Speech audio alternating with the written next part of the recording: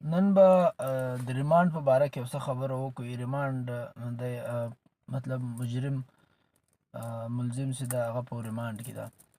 ریمانډ څه ټیم چې د فلز ته ضرورت وي بیا د استدعا وکړي له ججه مجسټریټ چې ماته د دې ملزم ضرورت ده، لہذا ماته 4 ورځې 5 ورځې 3 ورځې 1 ورځ ریمانډ راکړه چې زه دی له ځانه سره کښېږدم. د ریمانډ مطلب له ځانه سره ښوول دي. چیرې ښوول دي؟ په پولیس سټیشن کې، په جیل کې نه، پولیس سټیشن کې دی له ځانه سره دی. په ریمانډ کې قطعا واهنه نسته، په قانون کې واهنه نسته، خو لیکن پولیس والی بیا هم واهنه وکوي څه وکړي، مطلب یو شی باندې مني، هغه په قانون اجازت نسته ویسې. څه ټیم چې دی جوډیشل سي یا جوډیشل سو بیا دی له تانې جخه پولیس سټیشن جخه جیل ته ټرانسفر سي.